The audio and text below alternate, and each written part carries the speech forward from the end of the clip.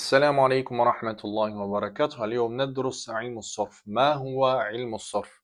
Arap dilinde bilesizler ilimler var. Oşonun negizgi ilimlerden biri bu sarf degen. Sarf degen emne dese, sarftın emne terminlik manisi bir sözün ungusu başka nersege özgörüp ketүү. Toys bir nerse negizgi abalынан başka abalga özgörüp ketүү. Мындайча айтканда sarf, morfologiya, Arap dilinin morfologiyası bizge emнени үйрөтөт dese, bizge bir sözden biz kağlagan manini çıkarıp alууну үйрөтөt экен. Misалы, Nasrun dey turgan bolsok, Nasrun degen bul emne? Nasrun degen bul jardan berүү. Emi sizler emne Arap dilinin morfologiyasını үйрөнгөн bolsoңуздар, bir sözden sizler kağlagan manige, то есть bir sözden siz özünüz kağlagan manini çıkarıp alууну үйрөнөт экенсиз. Misалы, Nasrun desek, Nasrun degen jardan berүү. Emne eken? Jardan berүү. Emi karаңыздар, Nasirun dey turgan bolsok, Nasirun. Бұл уже жардан берүүчү. Көрдүңүз, сөздүн мааниси өзгөрүп кетип атат. Формаларды өзгөрүп кетиши менен. То есть бир сөздүн формасы экинчи формага өзгөргөндө мааниси да өзгөрүп кетет экен. Экинчи мисалы, Насара десеңиз, Насара деген эмне? Насара деген жардан берди. Бул феил мади. Жана Янсуру десек, Янсуру. То есть караңыз, Nasrun деген жардан берүү, Nasirun деген жардан берүүчү, Nasoro деген өткөн заманда жардан берди, Yansuru десе эмне жардан берет. То есть биз эгер сарфты жакшы түшүнүп билип алган болсок, биз эмне пайда алабыз десе, сиздер эмне сөздүн формаларынан карасаңыз, формалары өзгөчө. Nasrun деген башкача жазылган, Nasoro деген башкача жазылган, Yansuru деген башкача жазылган, Nasirun деген башкача жазылган. То есть формалары өзгөрүшү менен эмне сөздүн мааниси да өзгөрүп кетет экен. Эгер сиз ушул формаларды түшүнө турган болсоңуздар, эмне любой эле сөздүн маанисин билүүгө күчүңүз жетет. Бүгүнкү тема al-af'al al-thulathiyya var-ruba'iyya. Негизи билесиздер, араб тилинде сөздөр үчкө бөлүнөт. Исм, феил, харф. Исм деген эмне десе, заманга байланышпаган сөз жана мааниси бар. Феил деген эмне десе, заманга байланышкан сөз, учурчак, келечек, өткөн чак.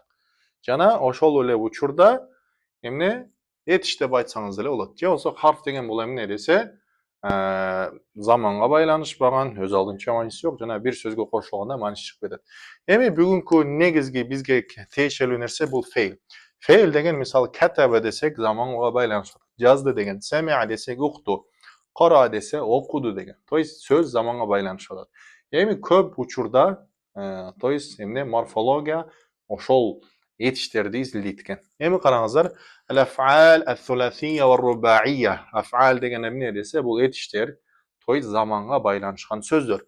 Al-thulathiyya деген үчтүк тамгалар, var-ruba'iyya деген төрттүк тамгалар. То есть бүгүнкү тема сиз түшүнө турган нерсе, араб тилинин эмне морфологиясында феилдер, этиштер же 3 тамгадан болот экен, же 4 эле тамгадан болот экен, башка жок экен деп түшүнүшүңүздөр керек экен. Мисалы, фаала десек, фаала. Мисалы, катаба десеңиздер. Катаба. Караңыз, 3 эле тамгадан эме болуп атат, түзүлүп атат. 4кө мисалы фаалала. Фаалала. Дахража. Dahraca. Emne fa'alala, dahraca, yani faala, emi kataba. То есть arab dilinin de yetiştir C3 ele tammadan turat eken, C4 ele tammadan turat eken. Уже ушул 3 же 4төн башкасы уже бул ашыкча тамгалар. То есть могу 3түк тамгага, то есть 3түк сөзгө сиз бир сөздү кошосуз, бир тамганы кошосуз, анын мааниси өзгөрүп кетет. Мисалы, болжок аф'ала деп алифти кошуп койсо болот. Мисалы, аф'ала, мисалы актаба. То есть эмне сиз түшүнө турган нерсе, негизи 3түк эле болот экен, жана 4түк болот экен. Баягы мисалы билесиздер да. Мисалы аф'ала, акрома, фа'ала, каддама деген сөздөр бар да. Эми ошолор негизи 3түк болгон экен. Birok endi kebir erejelerden bularga tamga koşulup ketet jana sözündagi biraz manisi özgöröt, birok köpünçe özgürmeyt. Endi sizler düşüne turgan nerse, oşol arap tilinde yetiştir je 3 tamgadan bolat eken, je bolsa 4 tamgadan bolat eken dep düşünsöňüzler bolot. Misaly, dahrojaga bir tamga koşup koygan bolsak ne bolat? Tefa'lala desek, ta koşulup aldı. Tefa'lala. Tefa'lala dahrojaga mo tini koşup koysaňyzlar, dahroja bolup kaldı.